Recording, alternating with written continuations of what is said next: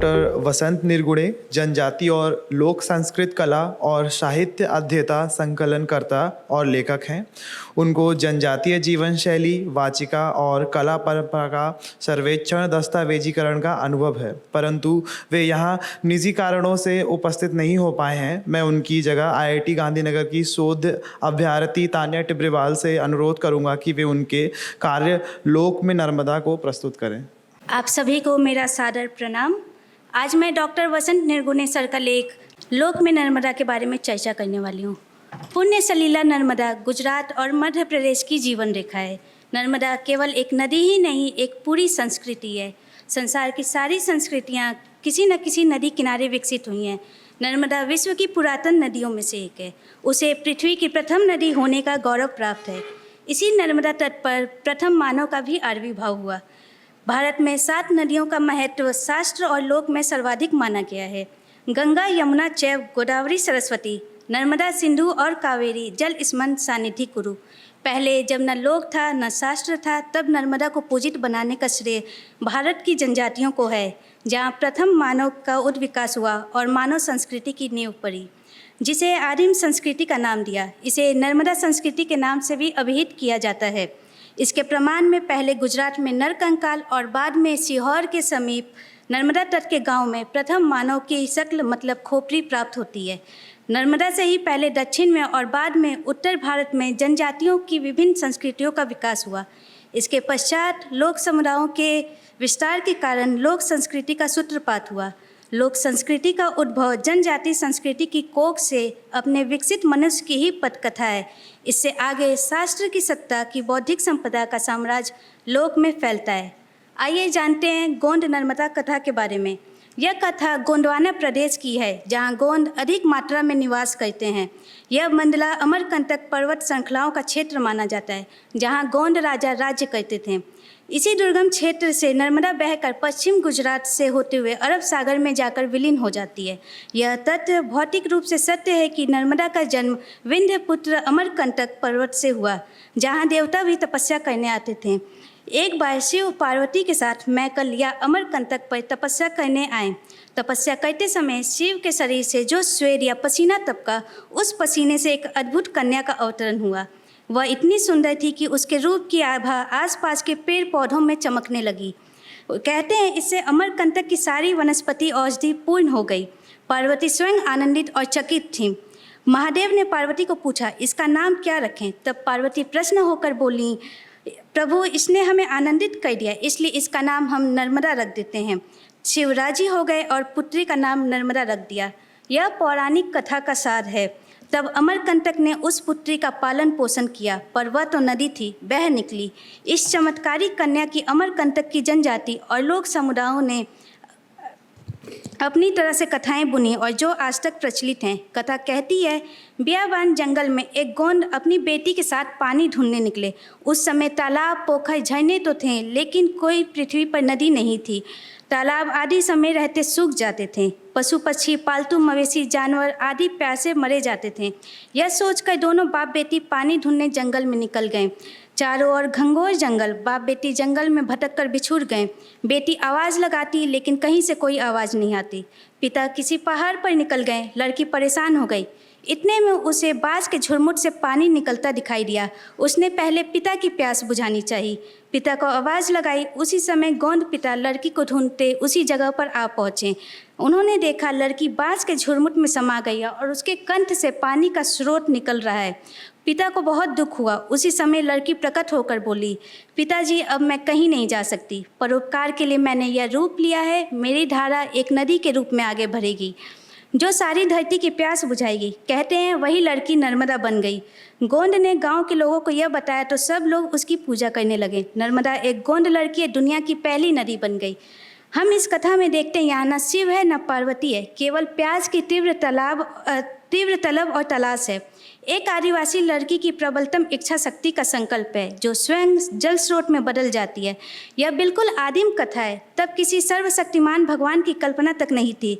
नर्मदा इस प्रकार प्रथम देवी के रूप में पूजित होने वाली नदी है, जो बाद में माता का रूप ग्रहण कर लेती है। मुझे लगता है आदिम मनुष्य की ये प्रारंभिक कथाएं हैं। सारी पौराणिक कथाएं बाद की है, जिनमें इन आदिम कथाओं के अंतःसूत्र मिल जाते हैं। वेद और पुराण काल के ऋषियों की दृष्टि के समक्ष आदिवासी मौखिक कथाएं अवश्य गुजरी होंगी। इनके आधार पर उन्होंने पौराणिक कथाओं का व्यवस्थित विस्तार किया। मालूम पड़ता है आदिम कथाओं के बीज ही पुराण कथाओं में अंकुरित हुए हैं। नर्मदा की धरती पर अवतरण लेने का कुछ न कुछ कारण तो जरूर होगा। बिना कारण नर्मदा पृथ्वी पर नहीं आई है। इसका उत्तर हमें पुराण कथाओं में मिलता है। बहुत पहले चंद्रवंश के एक तेजस्वी राजा, उनका नाम हिरण्यतेजा था। उनकी राजधानी चंद्रपुरी थी। वे एक छत्र सम्राट थे। जब जम्बूद्वीप में कोई सरिता नहीं थी, उन्होंने पितरों का श्राद्ध किया, लेकिन बिना सरिता के पितरों का श्राद्ध कैसे हो सकता है। अतः राजा हिरण्यतेजा के समक्ष सारे पितृगण उपस्थित हुए। राजा ने उनसे परिचय पूछा, आप लोग कौन हैं? उन्होंने उत्तर दिया, हम तुम्हारे पितृगण हैं। तुम सम्यक तपस्या कर देवार्चन करो और देवलोक में कोई सरिता ले आओ। हिरण्यतेजा ने कठोर तपस्या की। कल्पों तक प्रभावित होने वाली नर्मदा को हिरण्यतेजा ने शिव शंकर को प्रश्न किया और मृत्यु लोक से पितरों के उद्धार के लिए सरिता को उतार लाएं। तब से नर्मदा अब तक सबका परोपकार कर रही है और न जाने कब तक करती रहेगी। गंगा में स्नान करने के बाद लोगों को मुक्ति मिल जाती है, लेकिन कहते हैं नर्मदा के सिर्फ दर्शन मात्र से ही इंसान पवित्र हो जाता है। कहा गया है, दर्शनादेव नर्मदम। गंगा स्वयं एक दिन वैशाख शुक्ल सप्तमी को काली गाय के रूप में नर्मदा में स्नान के लिए आती है और सारा पाप धोकर उज्जवल श्वेत गौ के रूप में लौट जाती है। नर्मदा एक नदी है, सृष्टि की पहली नदी, आदि नदी नर्मदा। पृथ्वी पर जब कोई अविरल धारा नहीं थी, तब नर्मदी धरती पर सरिता बनकर अवतरित हुई। ताल तराग पोखर तो थे, लेकिन निरंतर प्रवाहित शुद्ध निर्मल पवित्र जल कहीं नहीं था। पूर्वजों को तर्पण के लिए एक ऐसी पेशवेनी की जरूरत थी जो अपनी जल से पुरखों का उद्धार कर सके। नर्मदा प्राकृतिक नदी है। उसके पास जल, जमीन, पर्वत और वन की अपार संपदा थी। नर्मदा ने मनुष्य को प्राकृतिक जीवन की सुविधाएं प्रदान की। पहाड़ से उछलती कूदती नर्मदा पथरीली चट्टानों से टकराती, एकांत वन प्रांतरों, गिरी गहरों से अपना मार्ग बनाती, अनेक तटों घाटों को तीर्थ में बदलती, अमरकंटक से भरौस तक 1312 किलोमीटर तक की यात्रा करती है। आदिकाल से नर्मदा के दोनों तट पर गोंड, बैगा, कोल, भील आदि जनजातियां निवास करती आई हैं और आज भी वहीं हैं। नर्मदा संस्कृति नदी है। मानव संस्कृति का उच्च विकास सबसे पहले नर्मदा की कोख से हुआ। भारत की अधिकांश नदियां पूर्व अभिमुखी हैं, लेकिन नर्मदा ही ऐसी नदी है जो पूर्व से पश्चिम की ओर बहती है। नर्मदा ही भारत को उत्तर से दक्षिण में विभाजित करती है। नर्मदा पौराणिक नदी है। स्कंद पुराण, वायु पुराण और वशिष्ठ संहिता में रेवाखंड के रूप में नर्मदा की स्तुति की गई है। नर्मदा का वेदों में जिक्र नहीं है, लेकिन नर्मदा को वेदों में अनंत सलीला कहा गया है। नर्मदा वेदों से पुरानी है। ब्रह्मा के चोरी किए गए चारों वेदों का पता केवल नर्मदा को ही था। जब शिव के कहने पर नर्मदा ने न केवल उनका पता बताया, जबकि उनके वध करने का उपाय भी सुझाया। वेद पाकर ब्रह्मा सृष्टि की रचना करते हैं। इसी कारण नर्मदा को वेद गर्भा भी कहा गया है। जिस सरस्वती नदी के तट पर वेदों की रचना हुई, वह नदी आज गुप्त है। त्रिवेणी संगम में वह गुप्त रूप से गंगा और यमुना के साथ बह रही है। नर्मदा हजारों वर्षों से निरंतर प्रत्यक्ष और मुक्त अछूत नदी है। हर युग में नर्मदा शेष रहेगी। उसके तट पर पिता स्वयं शिव खुद विराजमान है। नर्मदा ऋषि मुनियों तपस्वियों की नदी है। नर्मदा किनारे अनेक ऋषियों ने तपस्या की। कितने ही मुनि अपने अभिशापों से मुक्त हुए। हर कल्प में रहने वाले मार्कंडेय ऋषि स्वयं के न आने कितने हजारों वर्षों तक नर्मदा के दूध जैसे जल को पीकर अपना जीवन बचाया है। आज भी कितने ही साधु सन्यासी नर्मदा को किनारे तपस्या कर रहे होते हैं और अपना आत्म कल्याण कर रहे हैं। कपिल, पतंजलि और शंकराचार्य की साधना स्थली नर्मदा रही है। नर्मदा परिक्रमा नदी है। विश्व में नर्मदा ही एक ऐसी इकलौती नदी है जिसके किनारे परिक्रमा होती है। प्रहलाद और बलराम ने भी स्वयं नर्मदा की परिक्रमा की थी। तब से लगाकर आज तक करोड़ों अरबों देव, ऋषि, मुनि, तपस्वियों और सन्यासी गृहस्थियों ने नर्मदा की परिक्रमा की होगी। इसकी कोई गिनती नहीं है। नर्मदा चिरकुंवारी नदी है, देवी है, माता है। हमने नदियों में नर्मदा को माता का स्थान दिया है। नदी देवी शक्ति है। उसके जल से लाखों करोड़ों प्राणी परितृप्त होते हैं। नर्मदा साधारण नदी नहीं है, वह पैश्विनी माता है। सबकी मनोकामनाएं पूरी करती है। नर्मदा तीर्थों की नदी है। पुराणों में नर्मदा में 10 करोड़ तीर्थ कहे गए हैं। वर्तमान में नर्मदा के दोनों तटों पर 400 से अधिक तीर्थ स्थल प्रसिद्ध हैं। अमरकंटक, महेश्वर, ओंकारेश्वर, भरोच आदि प्रमुख तीर्थ हैं जहाँ आकर हजारों लोग अपना पाप धुलते हैं। आइए जानते हैं कोरकू कथा के बारे में।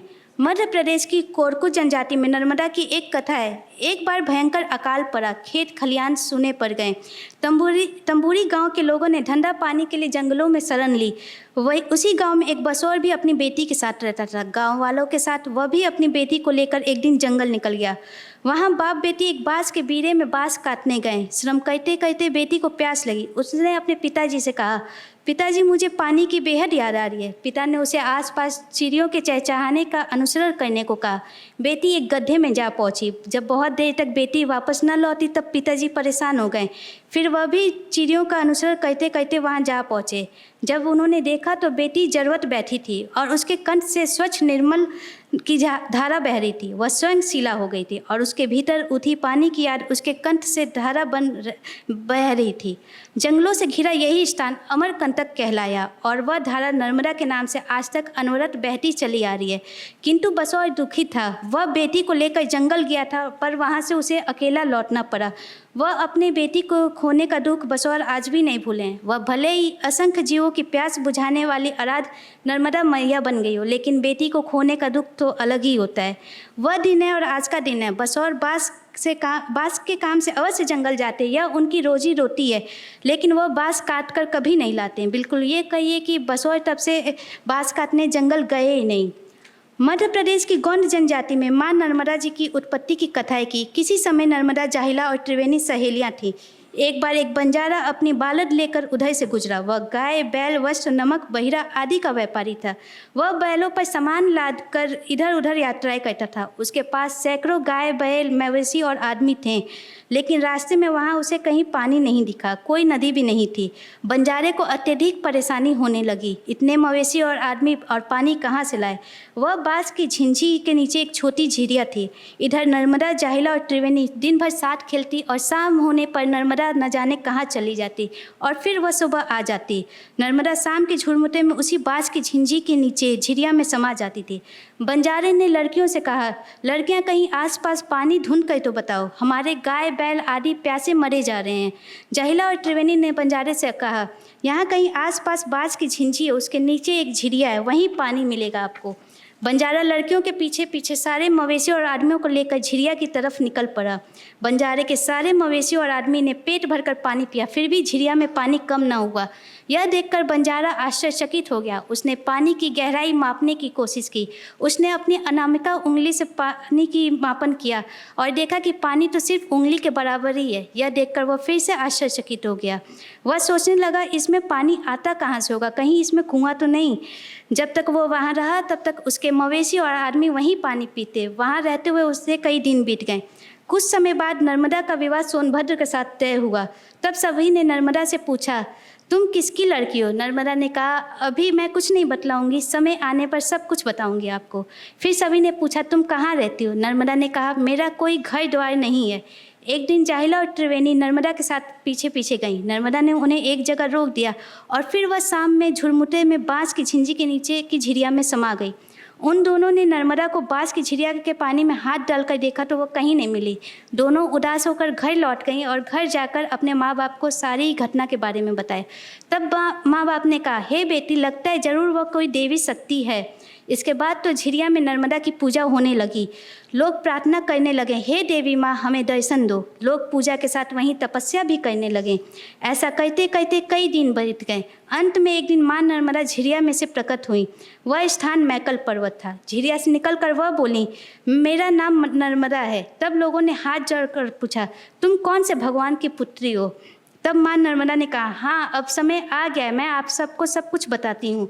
मैं भगवान शंकर की पुत्री हूँ और पार्वती मेरी माता है। वहाँ उपस्थित सभी लोग जय जयकार करने लगे। माँ नर्मदा ने कहा, मेरी माता ने मुझे जन्म नहीं दिया है। मेरा जन्म मेरे पिता के मस्तक के पसीने से हुआ है। एक बार मेरे पिता मैकल पर तपस्या कर रहे थे। मेरी माता के पास कोई स्थान न था जहाँ मैं उनकी कोख से जन्म लेती। इसलिए मेरी माँ ने मेरे पिता से कहा, हे भगवान, ऐसी रचना रचो कि सृष्टि का जल संकट ही मिट जाए। उस समय भगवान शंकर तपस्या कर रहे थे। उन्होंने ध्यान लगाकर सोचा, मैं ऐसा क्या करूं? मेरे 12 वर्ष की तपस्या व्यर्थ चली जाएगी। भगवान शंकर परेशान हो गए। वो पसीनों ताप हो गए। उन्होंने अपने मस्तक का पसीना दाहिने हाथ से छिड़क कर फेंका। वह पसीना बाँस की झिंझी में जा गिरा। वहाँ उसी दिन झिरिया से माँ नर्मदा उत्पन्न हुई। इस तरह माँ नर्मदा उसी झिरिया से प्रकट होकर सृष्टि की पहली नदी के रूप में प्रभावित हो गई।